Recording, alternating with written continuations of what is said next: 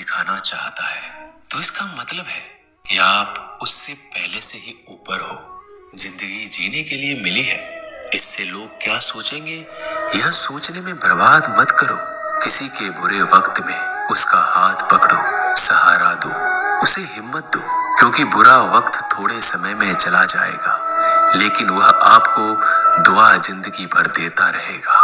मनुष्य सुबह से शाम तक काम करके उतना नहीं थकता जितना चिंता और क्रोध के एक क्षण में थक जाता है। संबंध परमात्मा से अच्छे बना लो तो तुम्हें किसी की जरूरत नहीं पड़ेगी, तुम खुद सबकी जरूरत बन जाओगे। सलाह देने तो हजारों आते हैं लेकिन जब साथ देने की बारी आती है तो केवल भगवान आते हैं। जीतने के बाद तो सारी दुनिया गले लगाती है, क्योंकि जो आज आपके साथ है वह कल आपके खिलाफ हो सकते हैं। बिना मतलब के कोई आपकी इज्जत नहीं करेगा, लेकिन खुद को इतना काबिल बनाओ कि लोग बिना मतलब के भी आपका इज्जत करें। भगवान कहते हैं सोने से पहले तुम सबको माफ कर दिया करो और तुम्हारे जागने से पहले मैं तुम्हें माफ कर दूंगा। भगवान ऑक्सीजन की तरह है जिन्हें आप देख नहीं सकते लेकिन उसके बिना आप रह भी नहीं सकते। कोई और तुम्हारी मदद नहीं कर सकता, अपनी मदद स्वयं करो। आप खुद के सबसे अच्छे मित्र हैं और सबसे बड़े दुश्मन भी। इंसान तब समझदार नहीं होता जब वह बड़ी बातें करने लगे, बल्कि समझदार तब होता है जब वो छोटी छोटी बातों को समझने लगे। आप किस समय सही थे इसे कोई याद नहीं रखता, लेकिन आप किस समय गलत थे ये सब याद रखते हैं। सब दुख दूर होने के बाद ही मन प्रसन्न होगा, यह आपका भ्रम है। मन प्रसन्न रखो, सब दुख दूर हो जाएंगे, ये हकीकत है।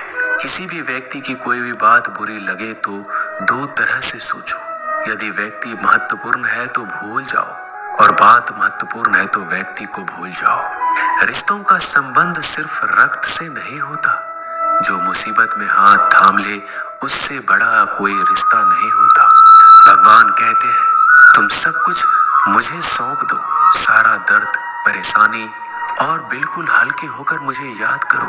धीरे धीरे तुम्हारा जीवन बदल जाएगा। हर रोज रात को सोने से पहले भगवान को अपनी पूरी दिनचर्या बता के सोएं। अगर आपके द्वारा किसी का दिल दुखा है तो मन ही मन उससे माफी मांगे। अगर आपका किसी ने दिल दुखाया है तो उसे माफ करके सारी चिंताएं भगवान को सौंप कर सो जाए। यकीन मानिए इससे आपकी जिंदगी खुशनुमा बन जाएगी।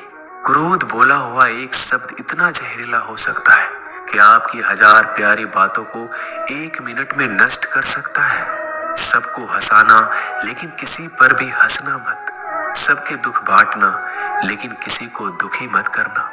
सबकी राह में दीप जलाना लेकिन किसी का दिल जलाना मत। यही जीवन की रीत है, जैसा बोओगे वैसा ही पाओगे। दुआएं और प्रार्थनाएं असंभव को भी संभव बना देती है। ईश्वर को ना हमारे तन की जरूरत है ना धन की, उसको तो बस पवित्र मन की जरूरत है। इसलिए वो हमें कुछ भी छोड़ने के लिए नहीं कहता, बस कहता है बच्चे मन से विकार छोड़ो, गंदे विचार छोड़ो। जो आने वाला है वो हमेशा गुजरे हुए कल से बेहतर होगा। यही एक सोच आपके जीवन में कभी निराशा नहीं होने देगी।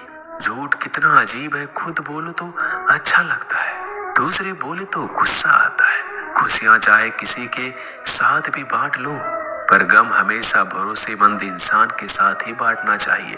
जीवन में समय चाहे जैसा हो, परिवार के साथ रहो तो सुख बढ़ जाता है, दुख हो तो बढ़ जाता है। सच्चा मित्र वही है जो उस समय में भी आपके साथ खड़ा हो जब सारी दुनिया आपके खिलाफ हो। आपके पास जितना भी है उसके लिए बार बार दिल से धन्यवाद कहे, हर वक्त कहे। यकीन मानिए जितना भी है वो जल्दी कई गुना हो जाएगा। प्रार्थनाएं और ध्यान इंसान के लिए बहुत जरूरी है, क्योंकि प्रार्थना में भगवान आपकी बात सुनते हैं और ध्यान में आप भगवान की बात सुनते हैं। श्री कृष्ण से कितना कुछ छूटा, पहले माँ छूटी, फिर पिता छूटे, फिर जो नंद किशोर मिले वो भी छूटे, संग साथी छूटे, राधा भी छूटी, गोकुल छूटा, फिर मथुरा छूटा। श्री कृष्ण से जीवन भर कुछ न कुछ छूटता ही रहा। नहीं छूटा तो वो था देवत्व, मुस्कान और सकारात्मकता।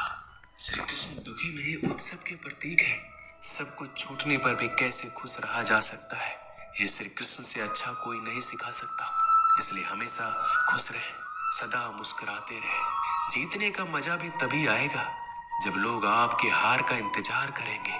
गीता में लिखा है, यदि कोई आपको अच्छा लगता है तो अच्छा वो नहीं, अच्छे आप हैं, क्योंकि उसमें अच्छाई देखने वाली नजर आपके पास है।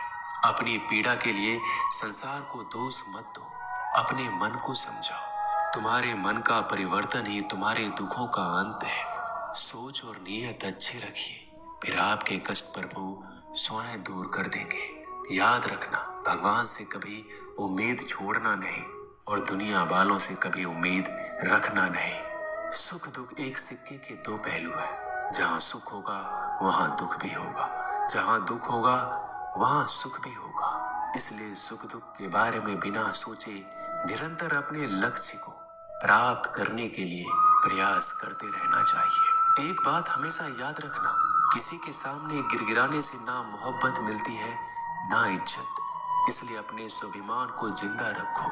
कोई अगर आपकी किस्मत में होगा तो आपके पास खुद ही चलकर आएगा।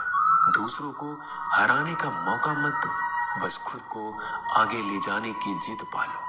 कभी हार ना मानने की आदत ही एक दिन जीतने की आदत बन जाती है। सिर्फ दो चीजें मनुष्य के भाग्य का निर्माण करती है। पहला, स्वभाव। अगर आपके स्वभाव में अच्छाई, विनम्रता और गुण है तो आपका भाग्य चमकेगा।